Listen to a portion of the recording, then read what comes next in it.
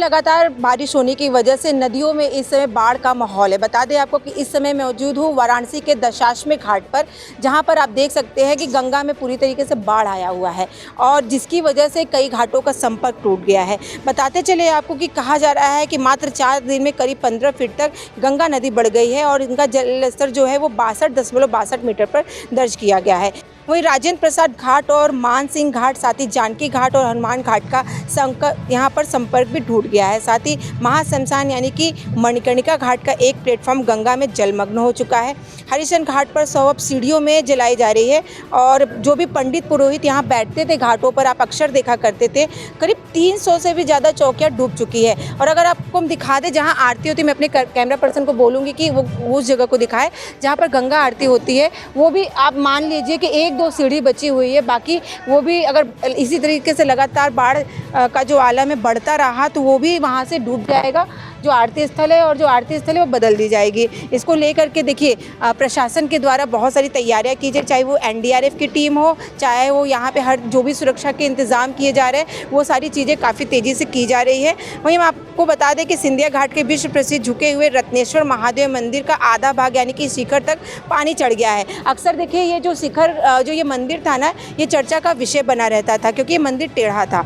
और अभी 80 घाट और दशाश्वमेध घाट पर आरती के लिए प्लेटफॉर्म तक गंगा का पानी जो आ चुका है और अंदाज़ा लगाया जा रहा है कि अगर इसी तरीके से लगातार बाढ़ आती रही और गंगा का बढ़ाव है जो बढ़ता रहा ऊपर की ओर, तो ये आरती का स्थल बदल दिया जाएगा। वहीं यहाँ पर जो नहाने जो आ रहे हैं दर्शनार्थी, उनको भी यहाँ पे आगाह किया जा रहा है कि सुरक्षित होकर के गंगा स्नान करें, क्योंकि जो ये पानी है इसका बहाव भी काफ़ी तेज़ है। और हम नाविकों से भी थोड़ी देर में अभी बात करेंगे, क्योंकि गाइडलाइन भी कुछ लाई जा रही हैं जिसमें छोटे नावें जो हाथों से चलाए जाते हैं, अक्सर आप देखते हैं वो शायद नाव इस समय बंद हैं, और साथ ही मोटर बोट जो छोटे वाले वो बंद किए गए, ऐसा एक नाविक का कहना था। इस चीज़ को लेकर के अभी हम कुछ नाविकों से भी बात करेंगे और जानेंगे कि जो नाव संचालन है उसमें क्या क्या बदलाव हुआ है। फिलहाल में आप देख सकते हैं कि वाराणसी के दशाश्वमेध घाट पर अभी गंगा नदी कितनी ज़्यादा उफान पर है और अनुमानतः मुझे ऐसा लग रहा है कि मात्र 10 से 15 दिन के अंदर कई सीढ़ियाँ और भी डूब जाएंगी और ये जो बाढ़ है ये जो निचले जगह है वहाँ पर भी पहुँच जाएगा। देखिए लगातार वाराणसी में गंगा नदी जो है वो बढ़ती जा रही उफान पर है। इसको लेकर के नाविक क्या कहेंगे, क्योंकि उनका रोजी रोटी यहीं से जुड़ा हुआ है। उनसे हम बात करते हैं क्योंकि कुछ गाइडलाइंस भी लाई जा रही हैं। आपका नाम? जी, मनीष साहनी।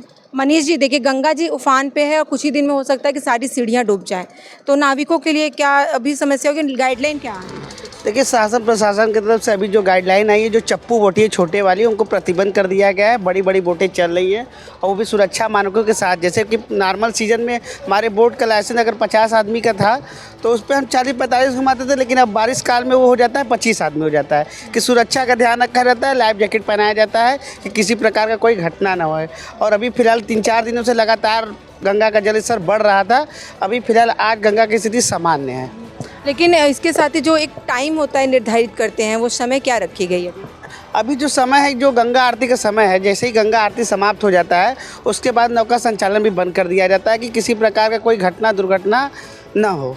ठीक है, अगर मान लीजिए ऐसे कुछ भी दुर्घटना होती है तो उस जगह पे क्या सुरक्षा रखी गई है? देखिए सुरक्षा की स्थिति से जो होता है, नगर निगम से जो हम लोग को गाइडलाइन मिलती है, रस्सी है, लाइफ जैकेट है, ट्यूब है, और लड़कियों की संख्या बोट पर ज़्यादा हो कि किसी भी प्रकार की दुर्घटना होने से बच सके, उन सभी का व्यवस्था हम लोग हर साल करते हैं और इसी तरह हम लोग निरंतर करते आते हैं। उसके लिए कोई दिक्कतें नहीं है। तो जो नाविक हैं उनके लिए जो भी छोटी मोटी गाइडलाइन लाई है वो लगातार तो अभी जारी है, लेकिन यहाँ पर आपको बता दें कि एनडीआरएफ की टीम भी लगी हुई है हर जगह पे सुरक्षा के मानकों को देखते हुए, क्योंकि अगर ऐसी कोई घटना होती है, अगर कोई यहाँ पे आता है नौका विहार के समय अगर डूबता है या स्नान के दौरान डूबता है, तो उनकी सुरक्षा के लिए बहुत सारे इंतजाम भी किए गए हैं और लगातार अभी और भी तैयारियाँ जारी है। क्योंकि अनुमानतः लगाया जा रहा है कि अभी कुछ ही दिन के बाद हो सकता है बारिश और जब बढ़ जाए तो ये जो सीढ़ियाँ आप देख रहे हैं सामने, ये पूरी तरीके से नदी में डूब जाएगी।